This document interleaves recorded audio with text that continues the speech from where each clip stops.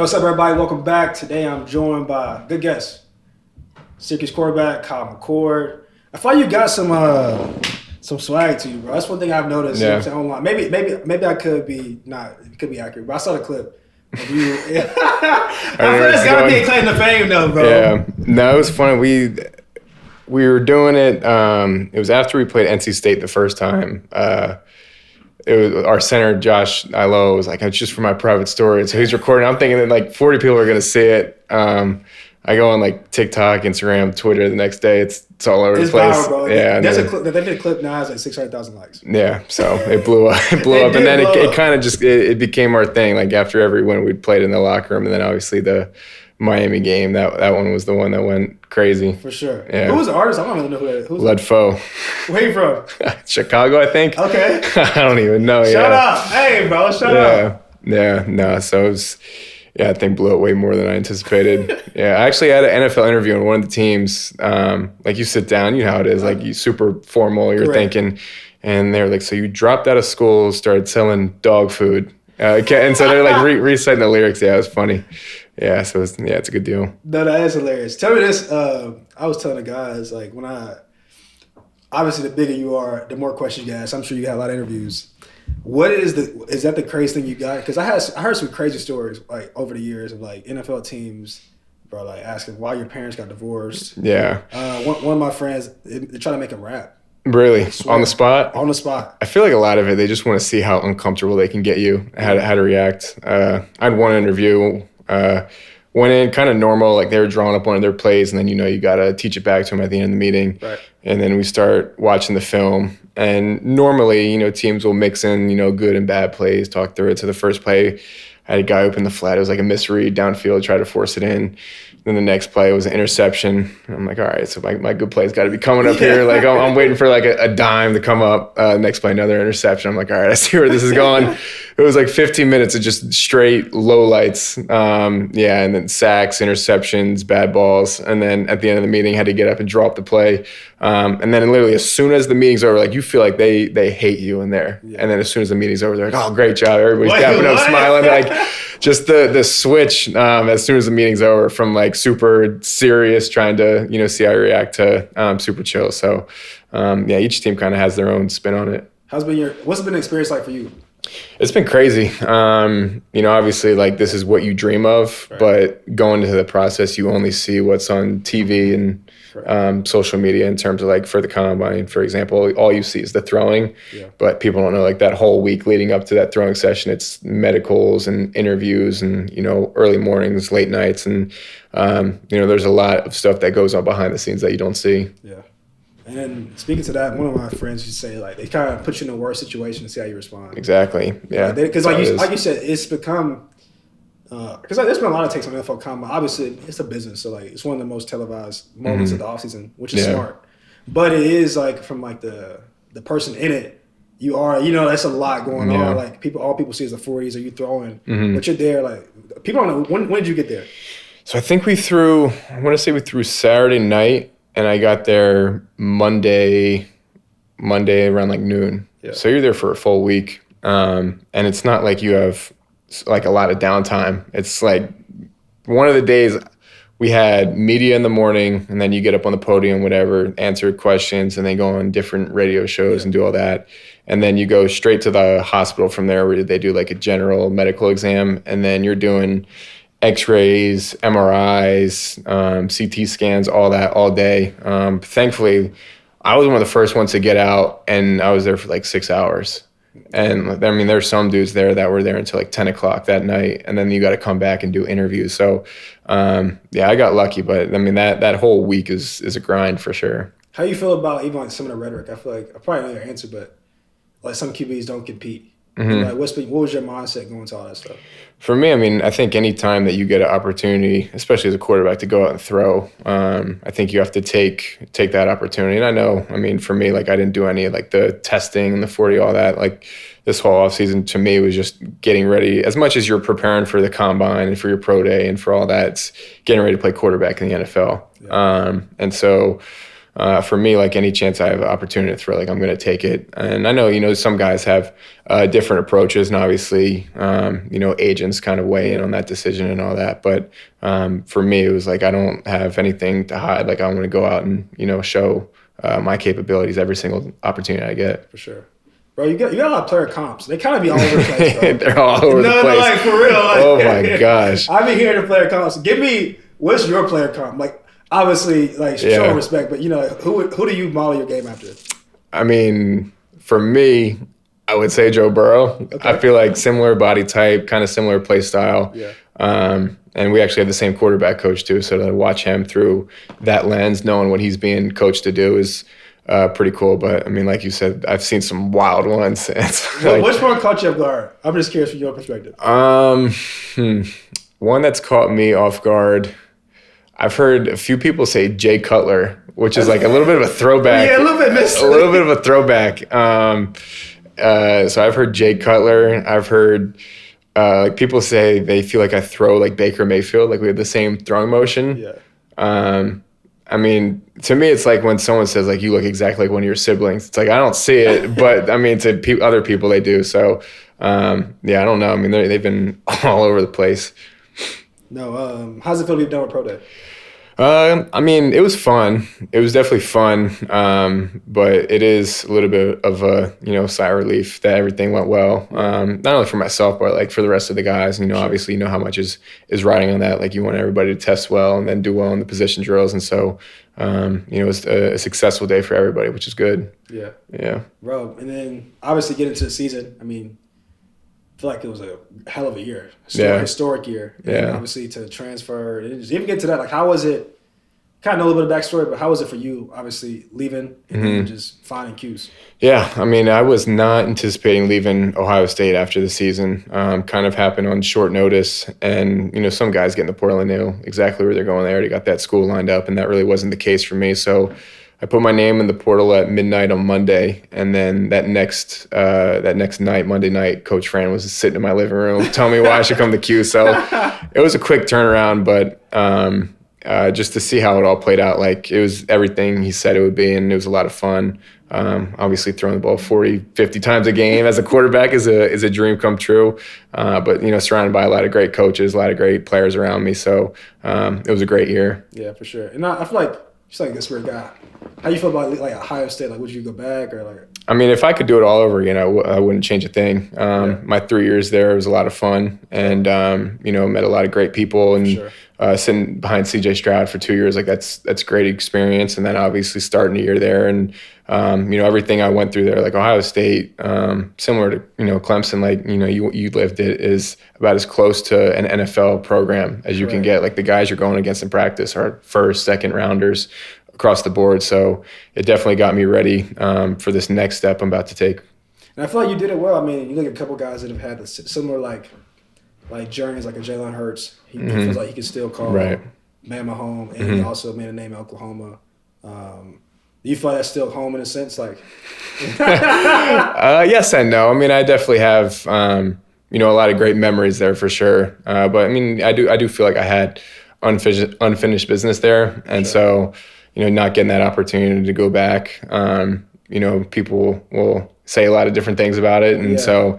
But I mean, I definitely think that Syracuse is home now, and got my degree from Syracuse too, which I think is another key part of that equation. So it's nothing but love for Ohio State. Like when I went to the combine, like seeing all those guys was awesome. And so, like I said, like if I could go and do it all over again, I wouldn't change a thing. Yeah, no, I feel like it worked out. Obviously it worked out for them. It worked out for you too. 100%. Yeah, that's exactly what I said. I mean, I came here, grew a lot as a player and a person, had a great year, and then obviously them win the national championship. So I think it was one of those rare occurrences where in the portal it works out great for both sides. Correct. Yeah, that's fair. Talk about, obviously you weren't here for like the pre-Fran days, but I'm sure you heard a lot of it, like changing the culture. Yeah. How was it to be a part of that? I mean, I was very lucky to come in with Coach Fran. Obviously, with him coming from Georgia, carried that same championship mindset that I was accustomed to at Ohio State. So to me, like coming from Ohio State, it was kind of like the same mindset. Like you want to win every single game. To whereas the years before here, the guys said didn't really feel like that. Like going 8-5 was a great year. Right. And so just having that mindset shift, I think was really good. And for us to do what we did in year one with the first year head coach to go and win 10 games and finish top 20, whatever we finished in the nation, I think just kind of proves that, as long as, it's right at the top and Coach Fran kind of instilled that vision in us, everything else, will trickle down and have that lasting impact, which was exactly what happened. Yeah. What was your favorite part of playing for him? Because obviously tell people, I mean, I don't know if that's public knowledge, but like you've known him for a long time. Yeah. So I've known Coach Fran since I was in 6th grade. And like if you walk in our facility and you're around everybody, you wouldn't be able to tell that he's the head coach. Like he fits in like everybody else. And like we're going down to like the ACC media days on the little PJ. Yeah. And he turns around and he's starting to play cards or whatever. And, he's talking crap to everybody else, like being super competitive. Like, and it just, he just seems like he's one of the guys. And so I feel like that's why it's so easy to relate to him. And I feel like that's why he gets the best out of everybody. Yeah. Speaking to this too, like, bro, I mean, you come to ACC for 1 year, which maybe ACC isn't as good as we think. maybe it isn't, bro. I'm like, dang, okay. You come here, and the list of guys, I mean, like on the all-time ACC for single season passing record, like it's a first rounders, Hall of Famers. Yeah. Like so it's a nice list of guys that have been on that list for College Football Hall of Fame. Like, how does it feel to hold that stat? Yeah, no, it was crazy. And obviously, like I knew we were going to throw the ball a good amount just based on the talent that we had, but I didn't know we were going to throw it as much as we did and have that much success. But I mean, it's crazy to hold that record. And then, I mean, as much as Syracuse fans love me, Clemson fans love me as well for we'll get into it. for what happened. So we'll get into that later. I got a few good stories about that, but I mean, it was crazy to come here and not really know exactly what the offense was going to be like, and then to go out and set the record for the single season. It was pretty sweet. What was your first impression of Cuse? Oh man, I mean. So, I mean, now that it's public knowledge, I mean, everybody knows they just got that brand new facility. So I first got here on my official visit, whatever it's called, when you're in the portal and you come take a visit. And, they showed me around the area a little bit, showed me the indoor, showed me the dome. And then with like the facilities, they really didn't like show me too much. Like I just like walked in like the little like player lounge area. They didn't take me into the locker room or anything like that. And so I'm like, dang, like where is everything? Like whatever, I'll figure that out later.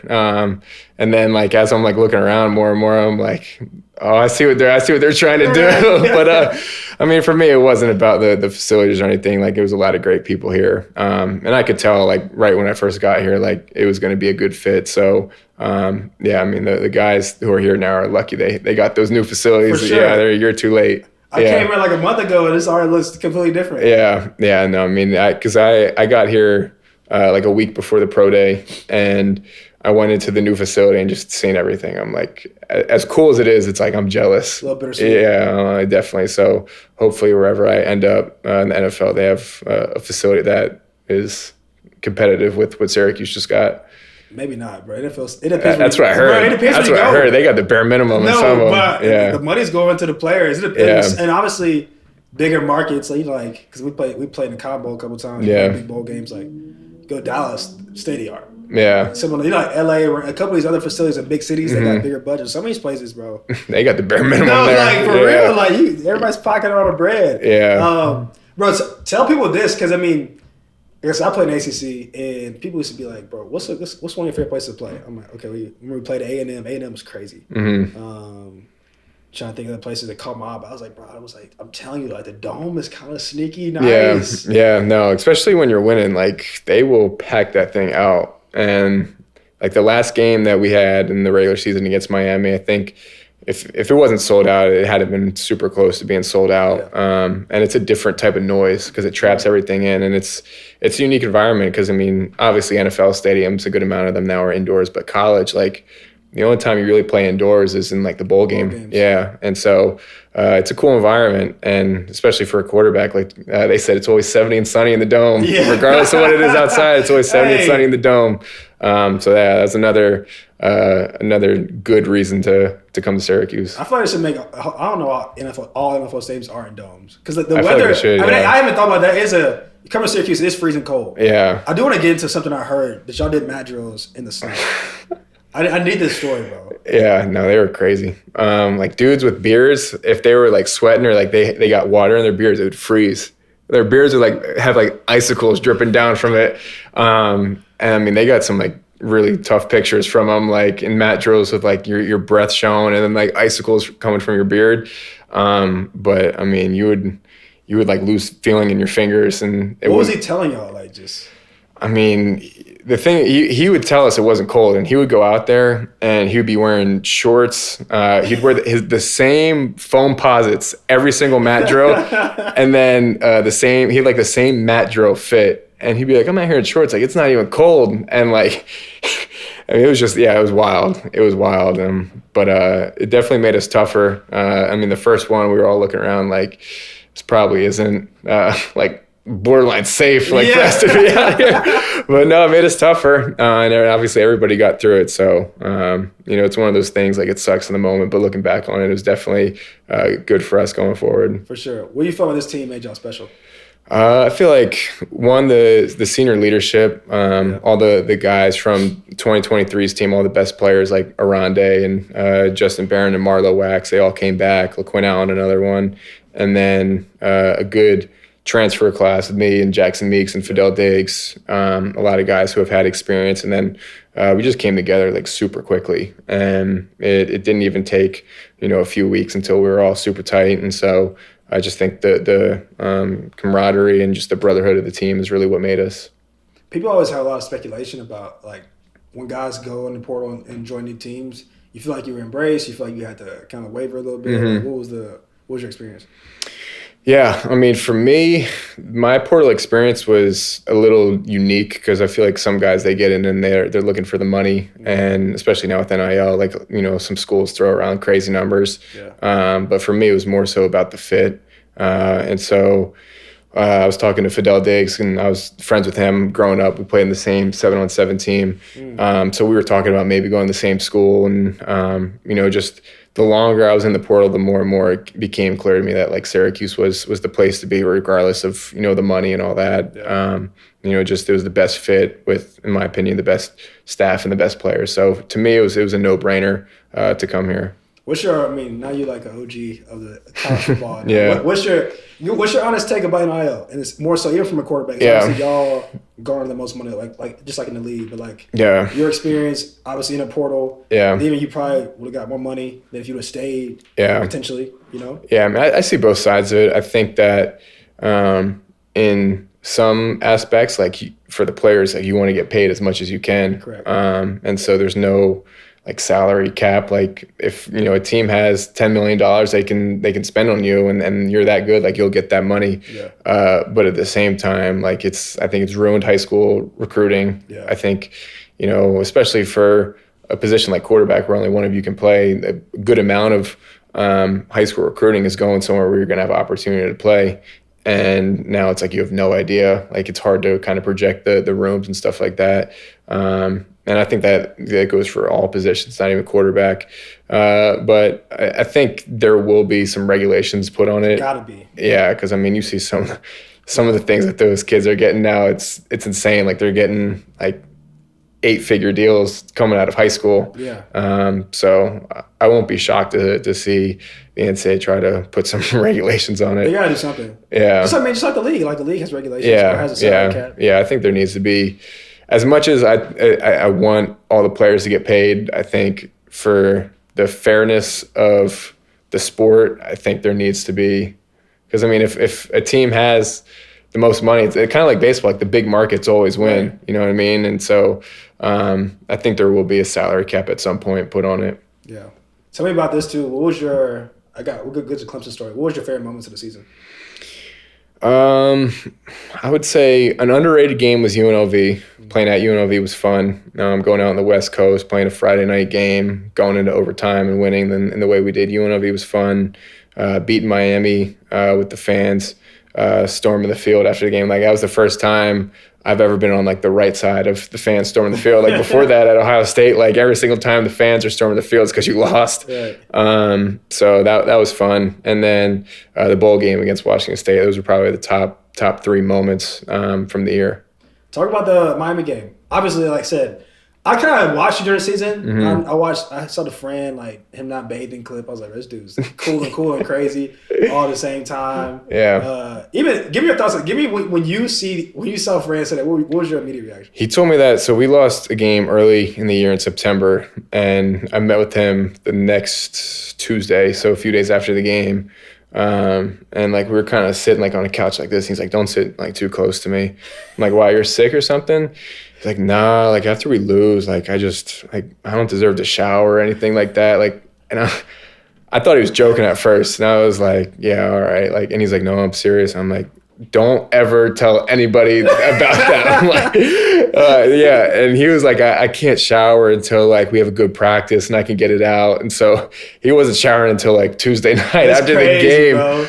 And I was like, don't ever let that get out. And then as soon as I saw him say that, the post-game press conference, whatever it was, I was like, dude, he's going to get killed on social media. But sure enough, I mean, he made it into the brand now. They got their T-shirts and all that. So that's a pretty classic Fran story. It sounds about right. So yeah, nobody was tripping for that. No, for sure. It's never that serious. Yeah. You can bathe.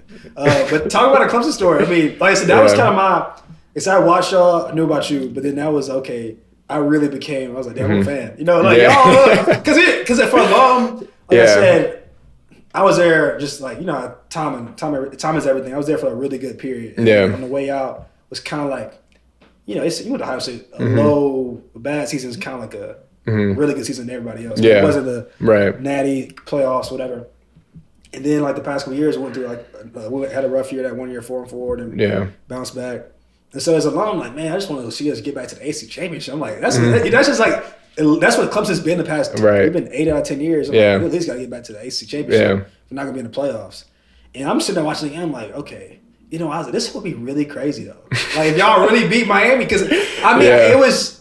And I always thought Miami was beautiful the whole year. Not that they're a bad team, but I felt they gave people chances. Like, you know, like they scored a lot of points. We watched the games. A couple of times they really could have took some more L's. Right. So I was kind of like, you know what? We're watching a bunch of the guys in the chat. Like, damn, we might really make the you know, so we might make the conference. Yeah. Walk me through that. Did you have that in your mind at all, or you just kind of knew that post? I knew that if we beat Miami, they wouldn't get in, and Clemson got in. And so like kind of our mindset going into the week was like, if we can't get in the ACC, like let's ruin it for somebody else. And so it was funny, like after the game, like Cade, because they played South Carolina that day and they lost, and Cade texted me, and we met. We actually work with the same quarterback coach, and we've been to a few camps together. And he was like, "Bro, thank you." He was like, "As bad as a day as this was, like you just made my day." And then one of the guys on the ACC network, Clemson guy, he sent me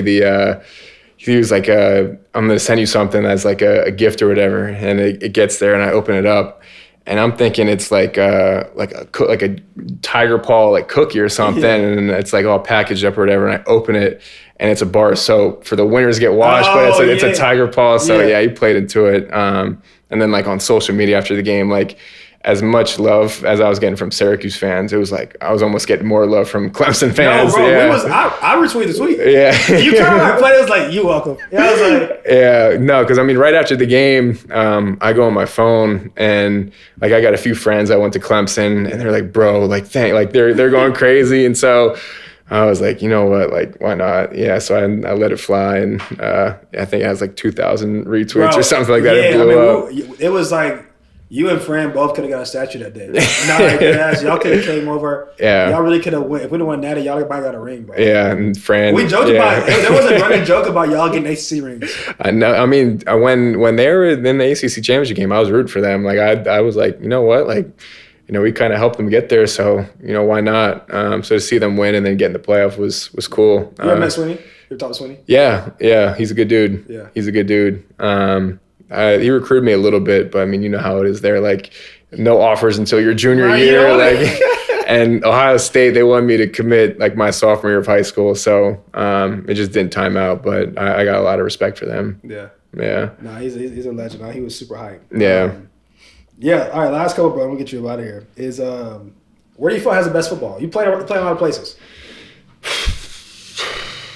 High school. Yeah. I mean, as much as I want to say like the Northeast, like I think per capital or per capita, whatever the correct term is, I think I would have to go with Jersey. I think that you look across college football in the NFL, like there's a lot of guys that come out of Jersey, especially for being a smaller state. But I think it depends by position. Skill position, South Florida. Yeah. Give me your top four. Give me Kyle McCord's top four. I'll say Jersey, South Florida for a skill position. I'll say if you want a lineman, you got to go to like Texas. O-line, D-line, and then I think you have to put Cali in there too. So Cal, I think you have to put in there overall. So that'll be my top four. No, that's a solid list. I feel like it's like synonymous with the league, and even like the guys coming up. There's a lot of talent in all those places. Yeah. So that's what I would. I think that's a solid top four. I don't think you can really argue either one of those. Yeah. What's give me to the Cuse fans, bro. If you had a message to the fans, what would you say? Shoot, I would say as exciting as last year was, I'm super excited to see the team this year and Coach Fran take that next step. Year two, obviously a tough schedule, but I think there's a lot of talent on the team. A lot of young guys that are going to step up. And then for me, just like thank you for a great year last year. Obviously, wish it could have been a little longer, but to come in and do what we did in 1 year and kind of turn it around, I think a lot of that was because of the support that we got week in and week out from the fans. So it was a great year. No, for sure. And then even to like some advice, because I feel like quarterback might be the most transferred position. Maybe somebody looked that up. I don't know. Because like you said, only so many guys can play. And I think that even to like, maybe it's not just for quarterbacks, but a lot of the guys, like what wisdom would you give to like guys kind of maybe in a tough spot at school?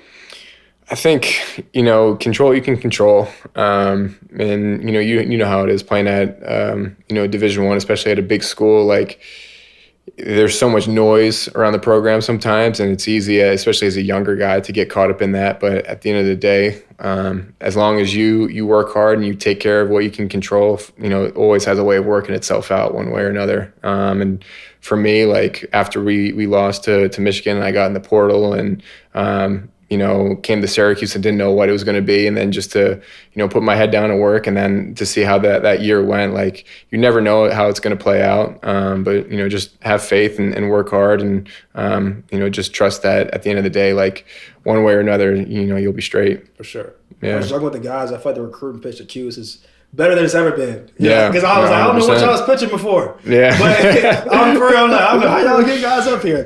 But if you could tell, like, for Fran in the program, like, you tell guys considering Cuse, what would you say to them? Fran's going to play the best player. So, if you're confident in yourself and you want to be pushed and challenged every day and be a part of a great culture, I think Syracuse is one of the best spots in the country for that. And, he's shown it last year. Like, if you're a freshman, you can play. Fran's going to put you in the game. Yeah. And, it's not like that at a lot of other places. So, I think Syracuse is one of the programs that is definitely on the rise. And, it's a fun place to come and play. Yeah, last one, bro, would be I literally just had a brain fart. What was my last question? Was going to be, let's go. If you could, who knows what happens, but if you could depict like your future, what I'm saying? Just like next chapter, like obviously no details, but just like what would Kyle McCord want to happen? Yeah, obviously different from high school to college where you can't pick where you go. Like this is the first time where the team's picking you, and you don't have that opportunity to choose where you want to go. But for me, regardless of where I end up, I think it would be dope if I could sit behind a veteran for a year or two and learn from them and kind of soak up as much knowledge as I can, and then hopefully go on and have opportunity to play from there. I think if you look at the league and look at the guys that have been able to sit a year or two behind a veteran and then go on and play, they usually have a lot of success. And so that kind of seems like the plan from a lot of teams that I talk to, that seems like the direction that they're moving towards. And, for me, I'm completely fine with that. Like, I'm excited. And so for me, it's just, always being ready whenever that opportunity comes. So wherever I end up, sitting behind a veteran or whoever it is, I think would be pretty sweet. For sure. There you have it. Kyle McCord, everybody. Yep. Sweet. Thank you. Yes, sir.